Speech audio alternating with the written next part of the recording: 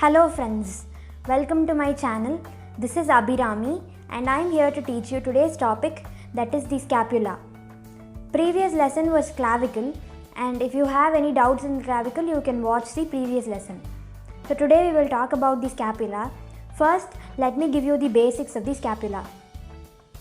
This is the costal aspect of the scapula and this is the dorsal aspect of the scapula. The costal aspect of the scapula is that part of the scapula which faces the rib cage. The dorsal aspect of the scapula is that part of the scapula which can be seen from the behind. Now, the costal aspect of the scapula has this thin plate of bone which is called the subscapular fossa. And this depression over here, it is called the suprascapular notch. It is present at the root of the coracoid process. And the acromion process is this one. This is the glenoid cavity which is shown better in the dorsal aspect. In the dorsal aspect we have something called the spinous process which ends from about here, and from here the acromion process starts. The spinous process divides the fossa into a smaller supraspinous fossa and a larger infraspinous fossa. So this is the coracoid process in the glenoid cavity. This is the superior angle, inferior angle and lateral angle. The lateral angle carries the glenoid cavity. This is the medial border of the scapula, this is the lateral border of the scapula, and this is the superior border of the scapula. So now let me give you the introduction of the scapula. The scapula is a thin triangular plate of bone which is present in the posterior lateral aspect of the thoracic cavity.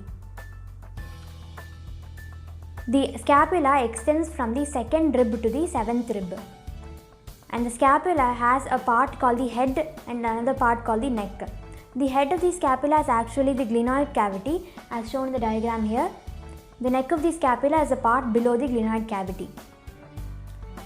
I have a small mnemonic for you to remember, that is 2333. That means 2 surfaces, 3 borders, 3 angles and 3 processes. This is the costal and the dorsal surface, so that makes the 2 surfaces. And then 3 angles, that is the superior angle, inferior angle and lateral angle. 3 borders, that is the medial border, lateral border and superior border. And 3 processes, that is the acromion process, spinous process and coracoid process. Now, let's talk about the surfaces of the scapula. So let's talk about the costal surface. The costal surface of the scapula is concave, which means it's like a cave, and is directed medially and forwards. The costal surface of the scapula has 3 longitudinal ridges as shown in the diagram here, and these 3 longitudinal ridges provide the site for attachment for the intramuscular tendons of the subscapularis muscle. The subscapularis muscle is present over here. It arises from the medial 2/3 of the subscapular fossa.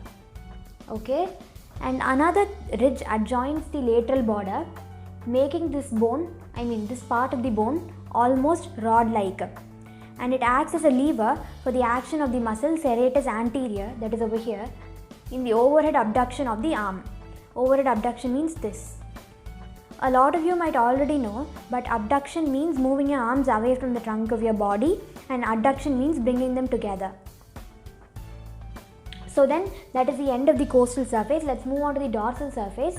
The dorsal surface has something called the spinous process, which divides the scapula into a smaller supraspinous fossa and a larger infraspinous fossa.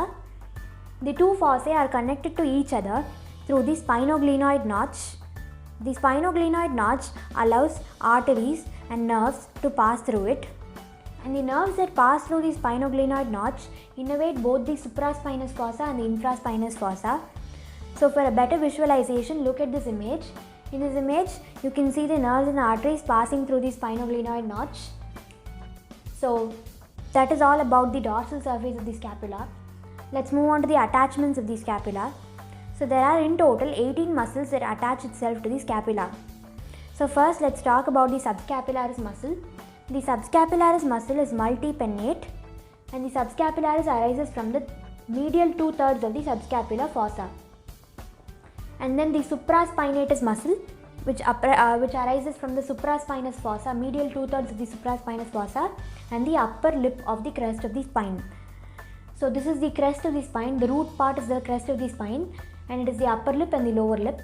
So the supraspinatus muscle arises from the medial 2/3 of the supraspinous fossa and the upper lip of the spine. Likewise, the infraspinatus arises from the medial 2/3 of the infraspinous fossa and the lower lip of the spine. Now we've completed 3 muscles.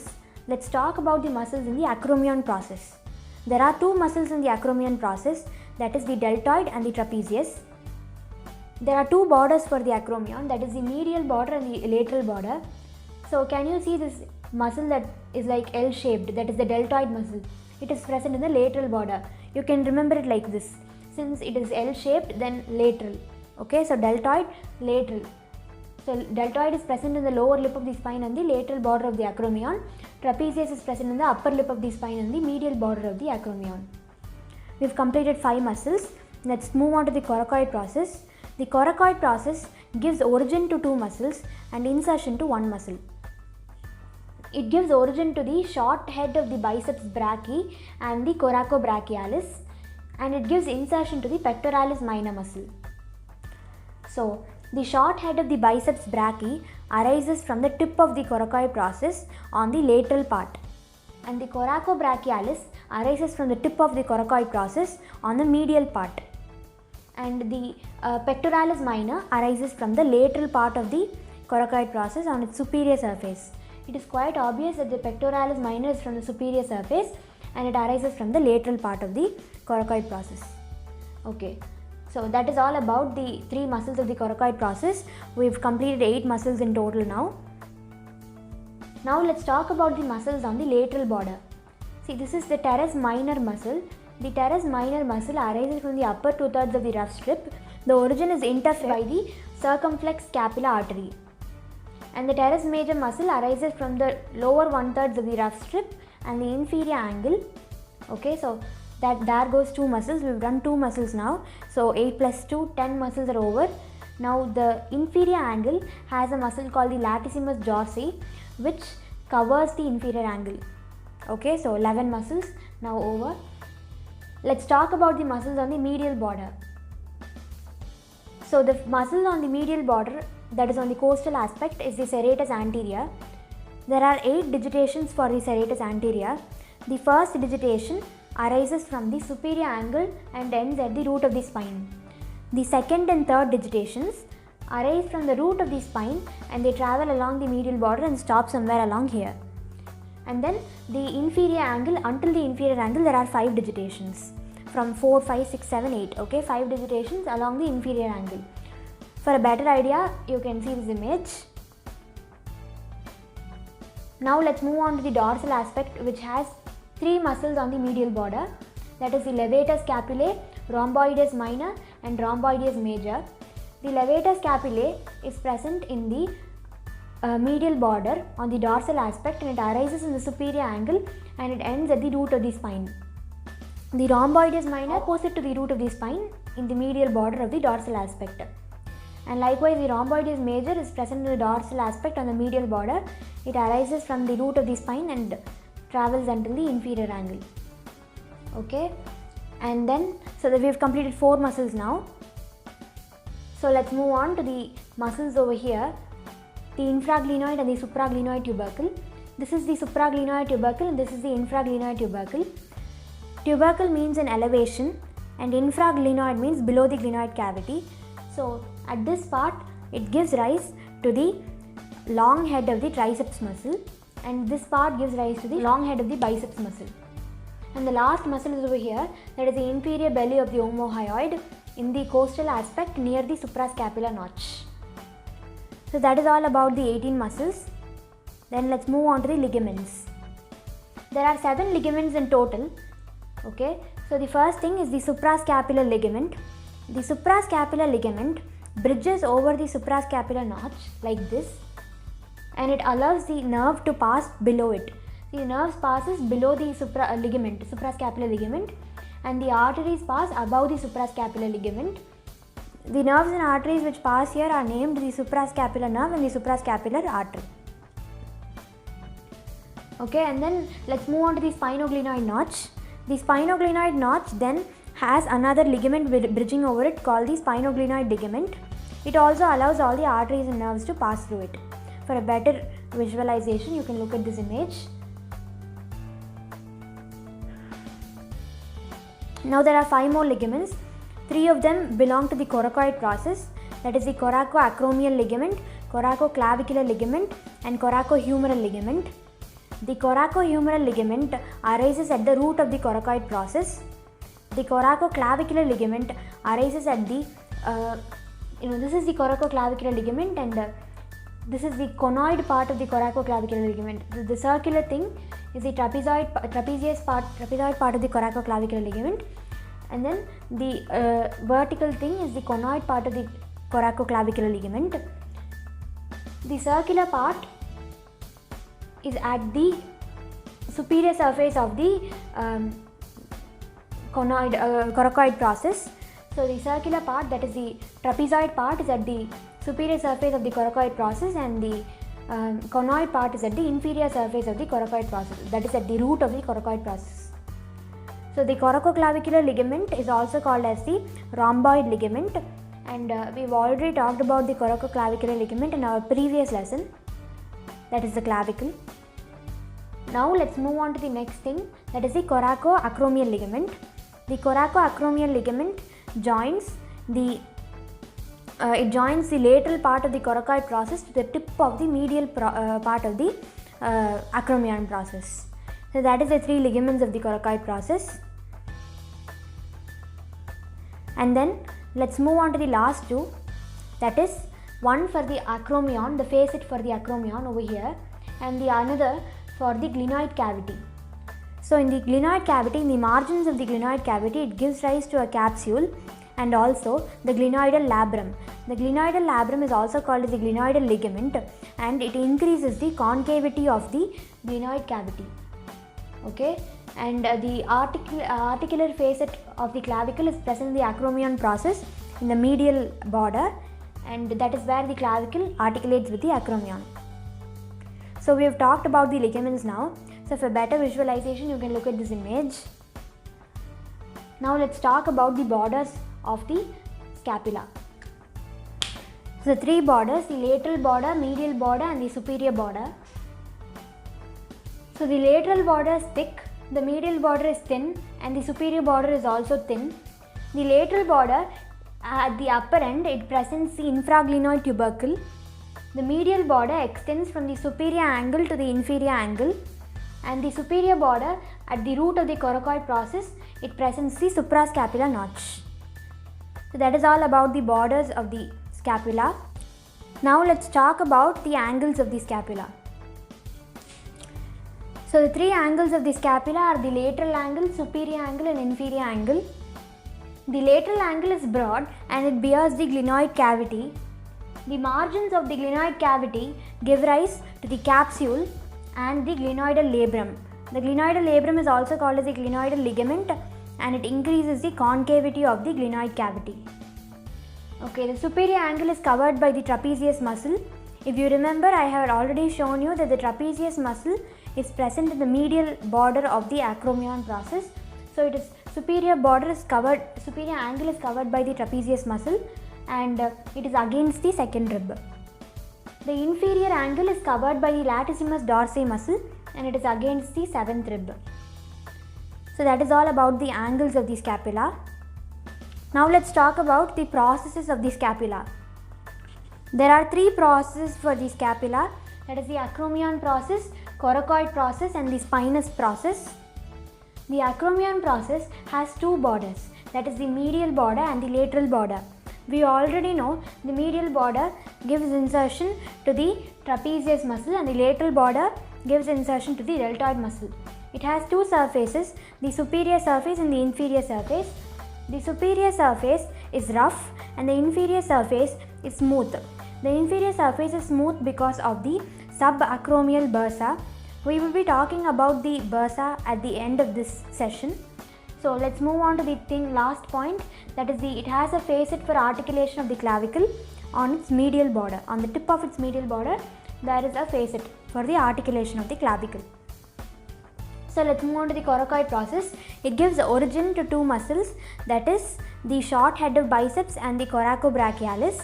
It gives insertion to one muscle, that is the pectoralis minor, and it gives attachment to three ligaments, that is coracohumeral, coracoclavicular and coracoacromial ligament. The spinous process has three borders and two surfaces. The three borders are the anterior border, posterior border and lateral border. You can refer this image. The anterior border is present at the dorsal aspect of the scapula. The posterior border presents the root of the spine, and it has two lips, the upper lip and the lower lip. The lateral border binds the spinoglenoid notch. The two surfaces of the spine are the superior surface and the inferior surface.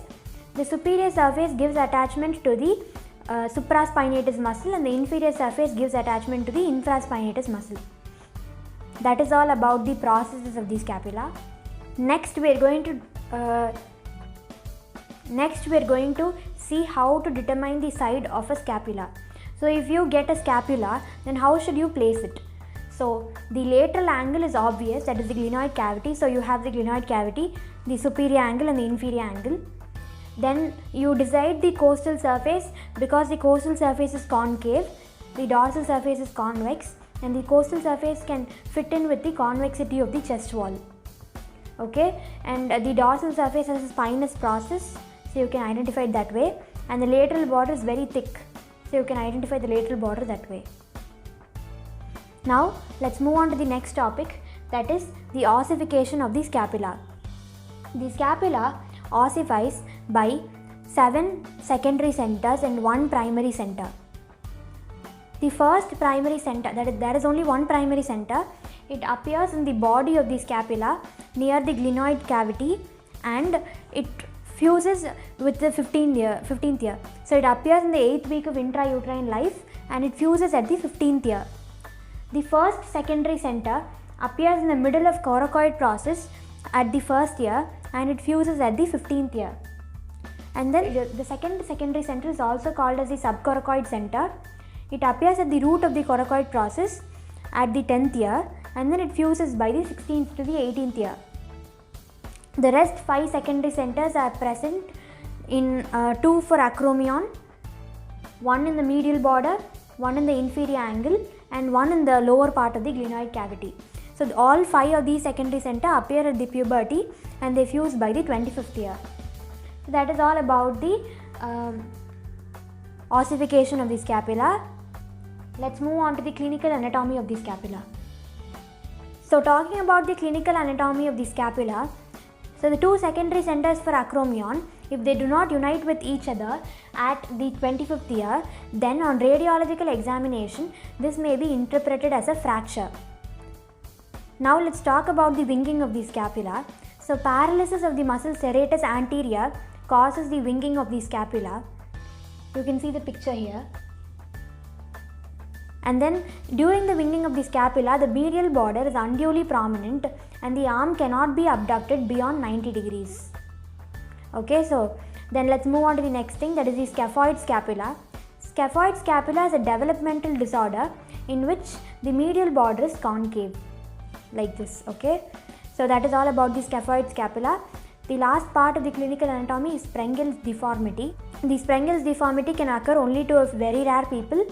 It is when actually the scapula in the intrauterine life develops in the neck region and it migrates down to its adult position.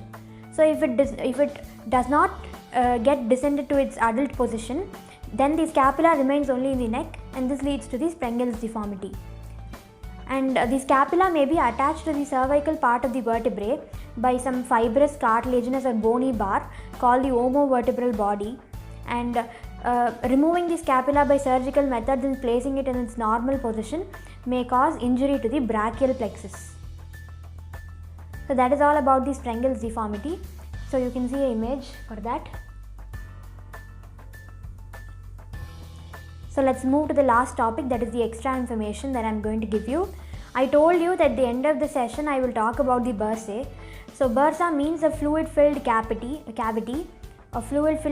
which is present at points where lubrication is required. Okay, and there are 4 bursa in the scapula. that is the subacromial bursa, subscapular bursa, and then the subdeltoid bursa and the subcoracoid bursa. So there are 4 bursa. Okay, so the first secondary center, which appears in the middle of the coracoid process, represents the precoracoid element of the ancestral reptilian shoulder girdle. So the secondary center is called the coracoid proper of the reptilian shoulder girdle. That is, the last part is that the reptiles had the coracoid process as a separate bone, but we have the coracoid process attached to the scapula. So this is called atavistic epiphysis. And one more thing that I forgot to mention earlier is that there are 7 muscles which are inserted into the scapula, and the rest are all arising from the scapula. So these 7 are the rhomboideus minor, rhomboideus major, levator scapulae, and then the serratus anterior, and then the pectoralis minor, and then trapezius and deltoid. Thank you for listening to this video. If you like it, then please like it, share and subscribe it.